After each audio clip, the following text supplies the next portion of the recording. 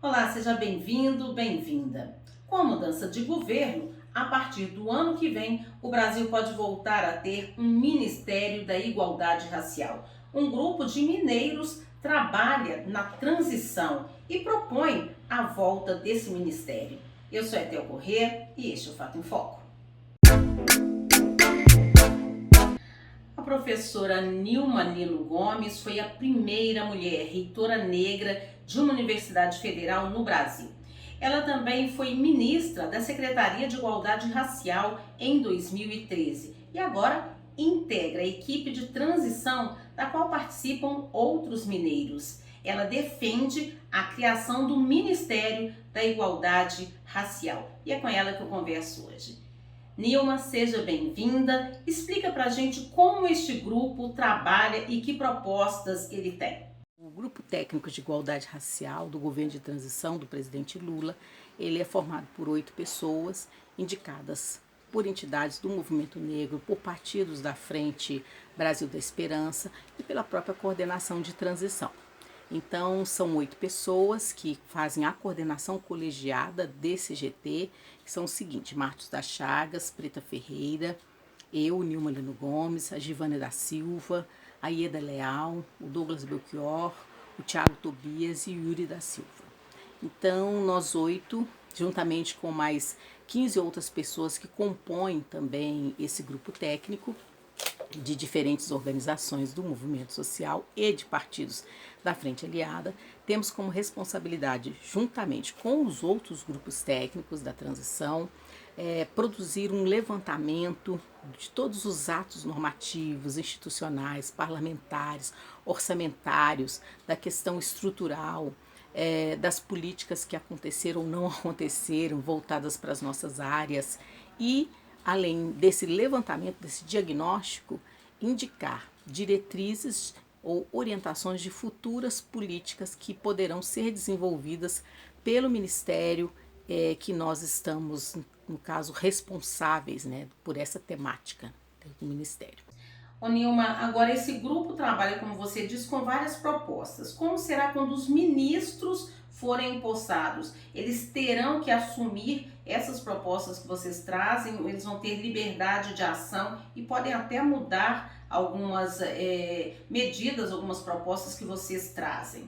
Todo e qualquer ministro ou ministra que assumir os ministérios, eles têm a liberdade para ouvir, atender essas diretrizes e orientações políticas, como também criar outras com a equipe que ele ou ela vai, então, escolher para levar à frente o ministério.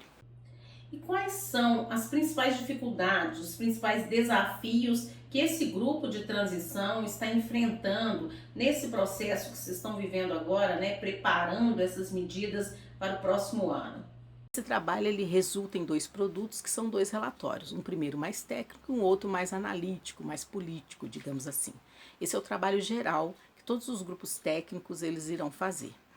O trabalho tem sido online, a sua maioria, né, e algumas ações são presenciais no CCBB, em Brasília, o Centro do Banco do Brasil, Cultural do Banco do Brasil. Além de fazer uma discussão aprofundada sobre a igualdade racial, e nessa discussão implica a proposta de estrutura para a reconstrução do Ministério de Igualdade Racial, e agora como ministério mesmo, com um orçamento mais digno, com cargos, com uma organização de secretarias, etc. Essa é uma ação que nós temos que fazer, porque sabemos que houve uma destruição das políticas de igualdade racial, não houve mais Ministério de Igualdade Racial no governo que está saindo.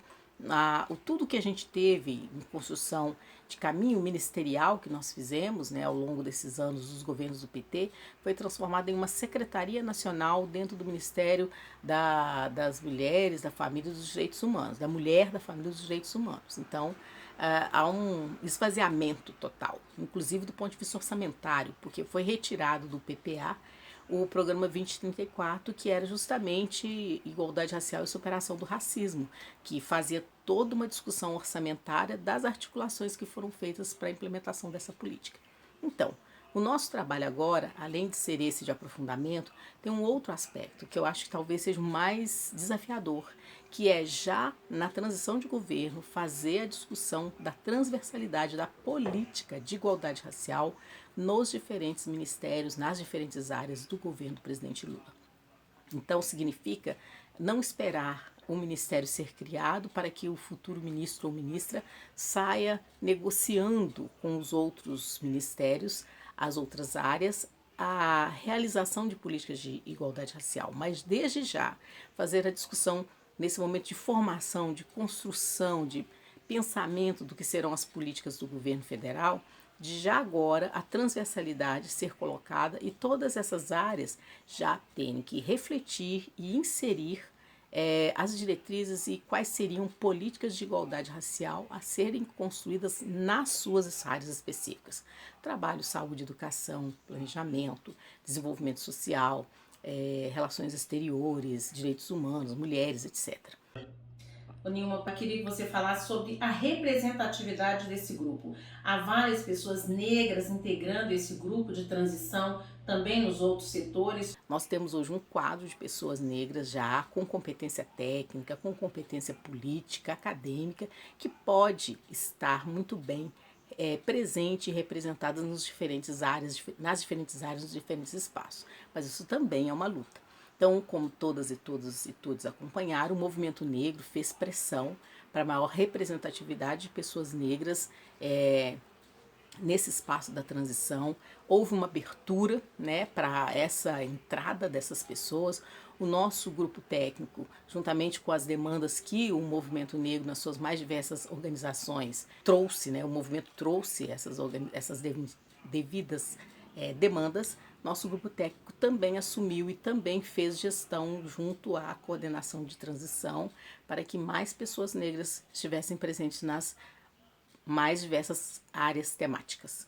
Né? Nós não temos isso em todas as áreas, não temos ainda uma expressão significativa como nós gostaríamos que tivéssemos, mas há um reconhecimento de que é a primeira vez que a gente faz uma transição de governo, principalmente no nosso campo da esquerda, e que a gente tem uma maior presença de pessoas negras discutindo não somente igualdade racial no Ministério de Igualdade Racial, no futuro, né?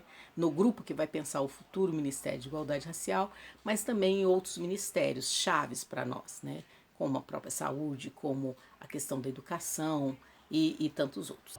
E eu gostaria que você deixasse também para a gente a sua mensagem em relação a esse momento que você está vivendo, a esse grupo, esse trabalho da transição. O que você gostaria de deixar como mensagem final aqui para a gente? Eu acho que essa talvez seja o maior aprendizado e acúmulo nosso dos últimos anos, é de como incidir nesses momentos para que a política de igualdade racial seja considerada uma política de Estado e não somente uma política de governo localizada no Ministério da Igualdade Racial, sem deixar de reconhecer a importância desse ministério como coordenador, o articulador de todas essas políticas e também, de alguma forma, um executor dessas políticas, mas não de forma isolada, não de forma sozinha, mas sim de forma acompanhada e articulada.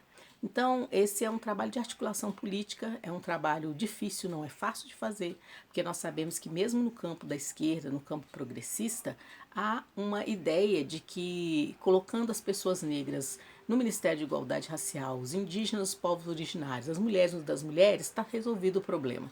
Né? Aí você já tem representatividade, já tem uma pasta, um pequeno orçamento, pronto, acabou. E não é assim.